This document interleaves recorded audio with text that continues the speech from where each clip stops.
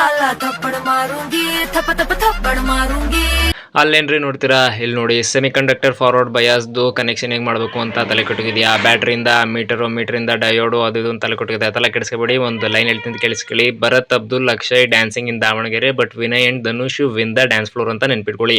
ಭರತ್ ಇಂದ ಬಿ ತೆಗಿರಿ, ಅಬ್ದುಲ್ ಇಂದ ಎ ತೆಗಿರಿ, ಅಕ್ಷಯ್ ಇಂದ ಎ ತೆಗಿರಿ, ಡ್ಯಾನ್ಸಿಂಗ್ ಇಂದ ಡಿ ತೆಗಿರಿ, ದಾವಣಗೆರೆಯಲ್ಲಿ ಡಿ ತೆಗಿರಿ, ಬಟ್ ಅಲ್ಲಿ ಬಿ ತೆಗಿರಿ, ವಿನಯ್ಲಿ ವಿ, ಧನುಷ್ ಅಲ್ಲಿ ಡಿ, ವಿನ್ ಅಲ್ಲಿ ವಿ, ಹೀಗೆ ಮೊದಲನೇ ಅಕ್ಷರನ ತೆಗಿರಿ. ಸೊ ನಾವು ತೆಗೆದಿರೋ ಅಕ್ಷರಗಳನ್ನೆಲ್ಲ ನೀವು ಈ ತರ ಜಿಗ್ಜಾಗ್ ಆಗಿ ಬರೆಯೋ ತರ ಬರ್ಕೊಳ್ಳಿ.